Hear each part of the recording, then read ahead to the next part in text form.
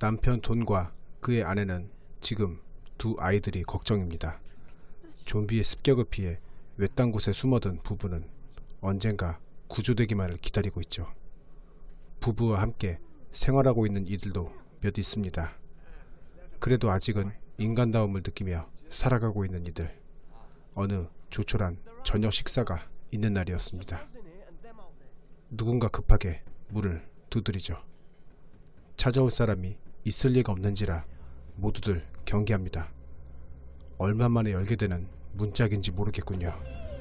건너편에서 들려오는 앳된 목소리. 좀비가 우글거리는 밖에서 아직 생존자가 있다는 사실이 놀랍기만 합니다. 사람들은 어린 소년을 따뜻하게 맞아주죠. 좁은 오두막에서 지내는 이들에겐 소년에게 들어볼 이야기가 많습니다. 사람들은 밖의 상황에 대해 이것저것 물어보죠. 그리고 또 찾아온 이가 있습니다. 소년을 따라오던 좀비 무리가 오두막을 습격하고 말죠. 이때 한 젊은 여성이 좀비에게 물리고 맙니다. 산전수전 다 겪은 이들은 누구보다 잘 알고 있습니다. 한번 물린 자는 무조건 죽여야 하고 지금 무조건 도망쳐야 한다는 것을요. 돈의 아내는 본능적으로 아이 먼저 챙겨 도망가기 시작합니다. 어떻게든 남편 돈이 버텨보려 하지만 사람 냄새를 맡고 끝없이 몰려드는 좀비 떼를 당해낼 수는 없습니다. 그래도 절대 아내는 이룰 수 없다는 생각에 돈도 필사적이죠. 하지만 곧바로 난감한 상황에 처하고 맙니다. 좀비에게 물리기 직전인 아내. 이때 돈은 아내를 버리고 혼자 살겠다며 밖으로 뛰쳐나가죠. 아무리 도망가봐야 끈질긴 좀비들을 떨쳐내긴 힘들어 보입니다. 다행히 이곳에는 마지막 희망인 작은 보트 한 척이 있었습니다. 젊은 청년은 먼저 돈을 보트에 올려보내고 그를 뒤따르죠. 이제 돈이 청년을 끌어올려 주기만 하면 되는데 돈은 이 청년마저도 물속으로 밀어버립니다. 좀비들의 습격을 받은 후 수많은 사람 중 살아남은 사람은 돈 한 명뿐이었습니다.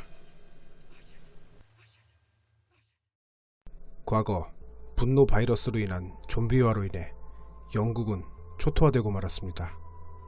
다행히 살아남은 인간들은 힘을 합쳐 결국 좀비를 소탕하고 다시 문명을 재건합니다. 그렇게 좀비가 영국을 휩쓸고 지나간 지 28주가 지난 후 영국이 고향인 두 남매가 다시 돌아왔습니다. 좀비 사건 당시 외국에 나가 있던 두 남매는 안전하게 지낼 수 있었죠. 그리고 이 두 남매는 돈의 아이들이었습니다. 수많은 사람들이 죽어나간 후 다시 가족이 만날 수 있다는 건 정말 기적적인 일이죠. 아직 완벽하진 않지만 인간들의 재건 속도는 어마어마했습니다. 돈도 건물 관리자로 일하며 나름 자리를 잡고 있죠. 다른 사람을 짓밟고 일어서는 것에 익숙한 탓일까요? 집도 꽤나 근사합니다. 엄마에 대해 묻는 아이들, 돈도 다 예상했던 일입니다. 돈은 적절한 진실과 거짓을 섞어 아이들에게 엄마의 사망 소식을 알리죠. 아마 사실대로 이야기하면 아이들이 아빠를 용서하지 않을 겁니다. 어쩔 수 없었다고 이야기하는 돈, 그리고 불현듯 떠오른 아내의 눈빛. 그날 밤 아이들은 엄마 생각에 쉽사리 잠에 들지 못합니다. 어린 두 남매는 한 가지 작전을 세우죠. 안전지대 밖에 있는 고향집에 몰래 갔다가 사진만 챙겨 나오기로요. 몰래 나가야 하는데 너무 쉽게 걸려버리는군요. 그 사실도 모른 채 두 남매는 신나게 고향집을 향해 달려갑니다. 안전지대 밖이라 위험할 법도 한데 남아있는 좀비는 전혀 없었죠. 아들 앤디는 무언가에 홀린 듯 2층으로 올라갑니다. 무엇을 본 것 같았거든요. 누나가 동생을 놀래켜주려는 것일까요? 조심스레 방에 들어가는 앤디. 벽에는 알 수 없는 표식과 남매의 이름이 적혀 있었습니다. 그리고 앤디는 꿈에 그리던 엄마를 만나게 되죠. 다시는 못 볼 거라 생각했는데 믿기지 않는 두 모자. 좀비들에게 둘러싸인 엄마가 어떻게 살아나올 수 있었던 것일까요? 그 시각 안전지대를 벗어난 아이들을 구출하기 위해 미군이 출동했습니다. 다행히 별일 없이 아이들이 구출되고 엄마도 발견되죠. 돈의 아내는 어떻게 그 좀비 무리 속에서 살아올 수 있었던 것일까요? 미군은 그녀의 혈액 샘플을 채취해보기로 하죠. 그녀에게 뭔가 면역 체계 같은 게 존재하는 것일까요? 한편 아이들을 찾았다는 소식을 접하는 돈, 그리고 연이어 아내까지 찾았다는 소식에 머릿속이 곧장 하얘집니다. 그날 밤 돈은 사람들의 눈을 피해 몰래 아내를 찾아가죠. 그날 혼자 살기 위해 아내를 버린 것이 미안하기도 하지만 모든 사실이 밝혀지면 자신도 곤란해지기 때문입니다. 아내에게 다가가 사죄를 구하는 돈. 지금 돈의 아내는 어떤 심정일까요? 돈은 사죄의 의미로 아내에게 키스를 합니다. 그때 갑자기 온몸을 파고드는 어딘가 충동적인 느낌. 복균자였던 아내의 바이러스가 순식간에 전염되고 맙니다. 주체할 수 없는 분노가 온몸을 휘감기 시작하고 이성을 잃은 돈은 당장 눈앞의 아내를 무참하게 살해하기 시작합니다.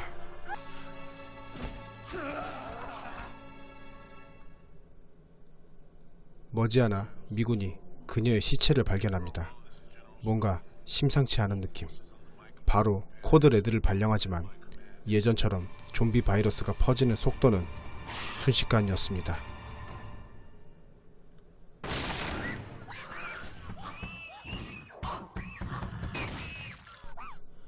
나름 인간들도 체계적인 대응책을 가지고는 있었습니다. 두 번이나 같은 재앙을 겪을 수는 없으니까요. 사람들은 미군의 지시대로 대피합니다. 그때 누군가 급하게 잠긴 문을 흔들고 있었죠.